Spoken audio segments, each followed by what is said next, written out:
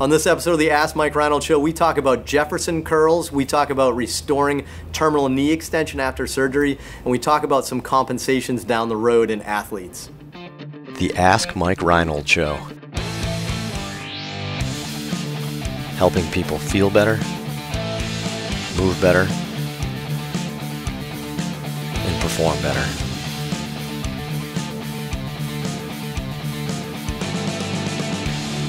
Welcome back, everybody, to the latest episode of the Ask Mike Reinold Show. I'm up here in Boston, Massachusetts. We're at Champion PT and Performance with the therapist here that therapies here at Champion. But anyway, Lenny Macrina, Dave Tilley, Dan Pope, Mike Scaduto. We're here with Matt. What's your nickname again? Matt. Okay, that's right.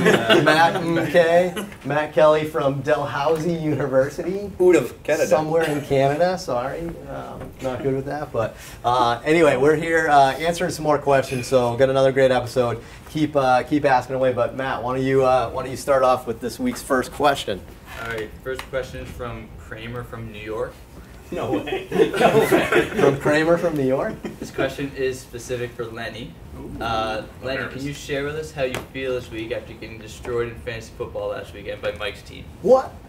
How did Kramer in New York know that I killed you in fantasy football this week? Well, I had a big injury last week. David Johnson got hurt. Not to date the episode, but I lost a key player recently, and I've struggled to recover. And some key guys haven't performed. So, but how does it make you feel? That's what it hurts me. It hurts me because if there are some rivals in the league, Mike and I probably be a natural rival, I guess, just by the nature of things. But 20-year history of playing fantasy football. Right, exactly. So I think I have another chance later in the season. Dan and I's teams are doing really well, though. So yeah, you guys are undefeated. Good stuff. Good job. Thanks for the question, Kramer.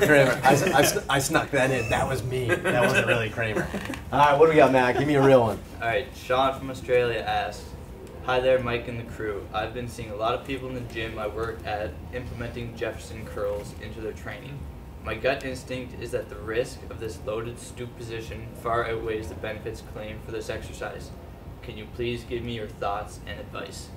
A Jefferson curl. Who's familiar with a Jefferson curl? I've gotten a lot of these. Jefferson curl. Yeah, Dave. You do or you don't? I do. Oh, you do. Yeah. Pope and I have gotten a ton of these. So yeah. So all right. Let's take a step back. Why don't you, for the people that don't understand a Jefferson curl, it's kind of like what's the concept? Posterior chain base. But yeah. Why don't we start with what is a Jefferson curl? Jefferson curl is a very light loaded, fully flexed toe touch position. So you do as if you would do a multi-segmental flexion, but you slowly go through full flexion of your spine all the way down past your toes. So usually, segment by segment, usually standing around a box, with a kettlebell to a deficit. And what's the goal of it? So the goal and the theoretical argument is that if you slowly introduce your back to flexion loads, starting with a PVC pipe, and then over years progress to loaded weight, that you can develop adaptation in the posterior elements of your spine and hamstrings and glutes to handle load and protect you against flexion intolerant movements. Gotcha. Okay. All right. So it makes sense. That's a Jefferson curl. So I feel like with everything else, I think the question is abuse. The question is going to come down to just if you got a knucklehead that's never done this before, and then they put 225 plates on the end of a barbell and try to do this, that's probably not going to go well. But it sounds like that's not the point. So no. I don't know. What do you guys think? What do you think of Jefferson curls? Do you like them? Do you dislike them? Is there a way to do them that we can or can't? Or what do you think? I guess it depends on your goals. My question is, why are you doing Jefferson curls? If you want to build a bigger deadlift, then I don't know if it's the best accessory lift. So you might potentially be just using an exercise that's not the best. Is it something that's safe? I imagine if you load yourself up nice and slowly and go appropriate and make sure you have good volume and intensity and frequency and follow appropriate periodization, and it's probably going to be okay for you. But I think you just have to make sure it fits your goals. Where your athlete's goals, whatever it is. Yeah, if you Google this and you look up a Jefferson curl on YouTube and you imagine somebody doing it too fast with too much load or something like that, you obviously there's a negative. Yeah, a lot of people argue the warm-up. It's a good over warm-up for what would be if you pull back the position. And other people have said that it's something that's not done, like you said, too abruptly. And I don't know. I think for me personally, I think the reason that they go wrong is because people don't realize how much flexion they're under their entire day. I think that people are driving, they're bending over, they spend so much time in light loaded flexion that then it becomes a problem. So you have to really take a big step back and look at all the other movements in your day that are flexion loaded. One of the first things I thought of initially was dude, is this something we really need to build? I feel like we're already very in this position? Is this something I feel like we need to build the opposite? Yeah.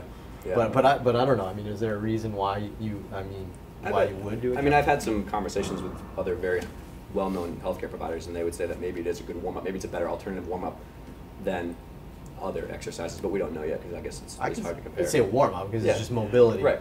But warm-up for a deadlifter, like a very narrow stance deadlift. Yeah. You know, competitive rowers are very narrow stance. Some people will argue that it's preventative exercise, so if you just get your spine ready to tolerate some sort of load and flexion, then maybe it's going to be able to handle it if your form falls apart a bit in a deadlift. So I definitely think we're in too much flexion already, though. But anyway, I don't know. I don't use it. I think this is one of those we're trying too hard at times to do stuff. And maybe it's good for some people, but I think the extremes are when people get into trouble, like anything else we do. And I think we don't know enough yet. Yeah. Personally, that's your standard. I mean, there's just things that aren't. I mean, honestly, I could probably tolerate Jefferson curls because I'm very mobile and I've gone through that. My entire life was compression and gymnastics. Right. But if I try to deadlift like Dan, his spine and hips are different than me. I can't deadlift like Dan. It's just different build. Right. If you try to Jefferson curl, he might blow himself up because he has to spend 20 years like I have in a compression position. Right. So I guess in a nutshell, if you have somebody that you feel like needs to build some flexion loading, then flexion loading tolerance, capacity. It's a big buzzword. People ask me about it for gymnastics because that's a compression skill, and I can promise you we don't develop it like that. Right. So it's interesting. So if you find somebody you feel like that may be something you want to do on, just there's a good way and a bad way to do it. That makes sense. All right, sweet. What do we got, Matt? What's next? All right. Travis from Colorado says, I'm having a hard time getting back a patient's knee extension after ACL surgery. Any tips or tricks you have for dealing with these stubborn cases? Knee extension after ACL surgery. This is Lenny's sweet spot. What do you think, Len? Prone hangs. Yeah, I mean, I typically stay away from the prone hangs. As I know Dave's joking, I think. I tend to go supine. Did you do Jefferson curls? I started with the Jefferson curl first, and then that's a warm up. Yeah, I mean, I'm a supine guy with their ankle propped up on something and a weight on just superior to the patella, and then they just stay like that multiple times a day for at least 60 minutes a day is recommended. There's a lot of devices out there that you can use, commercial devices, and they are pretty effective. There's the Extensionator that's out there. I think that's by Ermi. There's the Terminator. That's by the knee Terminator. It is the knee Terminator. By Skynet. That's by Urson Religioso's group that his product he puts out. Anything that's going to get terminal knee extension passively with a nice overpressure stretch is going to be beneficial. The key is time. Is somebody putting enough time into it? Doing it 10 minutes once a day is probably not enough. Doing it twice a day is probably not enough. I think we know that you need at least 60 minutes a day to get benefits in college and elongation. 60 minutes in various bouts.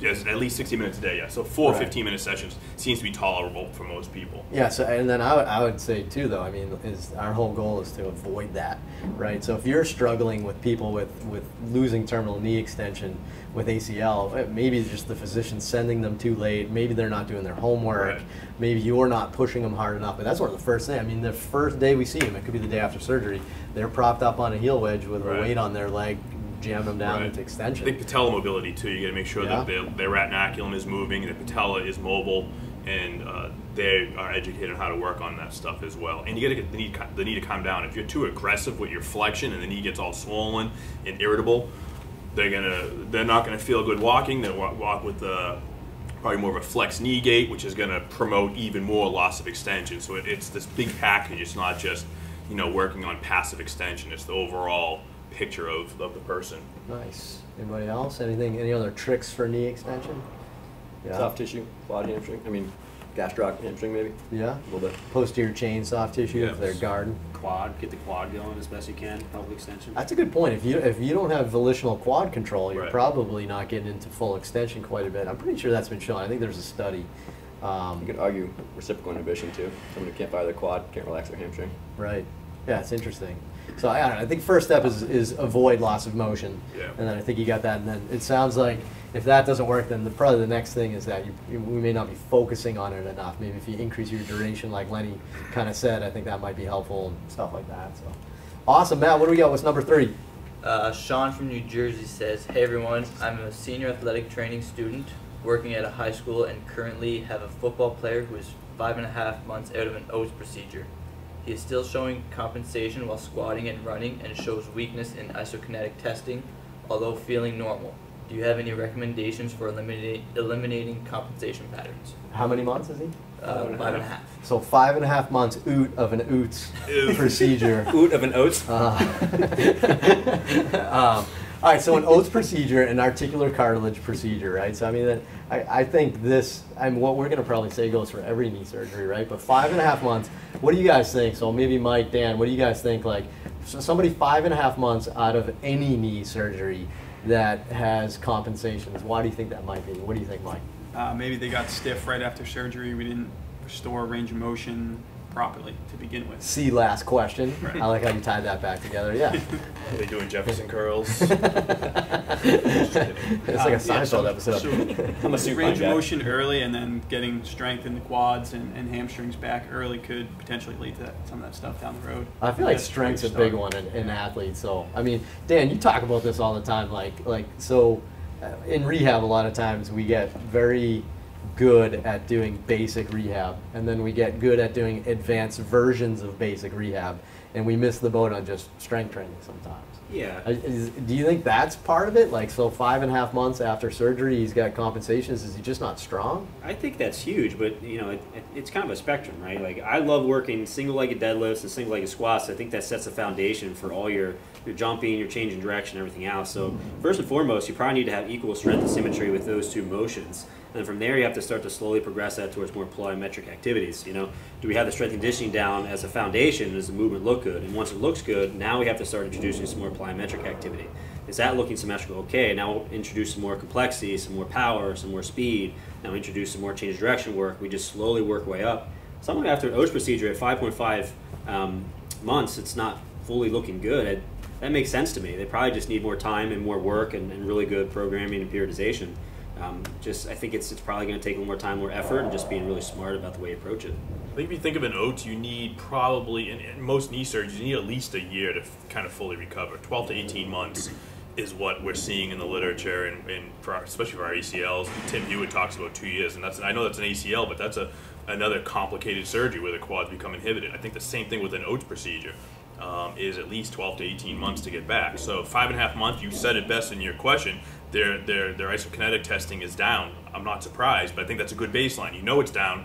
Now you got to work on their strengthening with stuff that Dan talked about. I would stop probably not even doing running and cutting drills right now. Let's focus on strengthening for the next 2 or 3 months and then think about running and cutting after that. But I don't know what your deadlines are and the backstory to the athlete. So. Yeah, I mean, to me, it sure sounds like it doesn't matter how many weeks or months out you are and what a protocol says. If they're not strong enough and they have compensations, they're not ready. So they need to keep rehabbing and keep going on. And I think that goes for any surgery. This is a question on OATS, but it really could be anything. So yeah, pretty good. So awesome. That's 3, right? So great. Thanks so much, guys. Another great episode. Keep them coming. Go to MikeReinold.com, click on that podcast link, and there's a form to fill out that you can ask us questions. If you can go to iTunes and rate and review the podcast, we'd really appreciate it. And we'll see you on the next episode. Thanks again.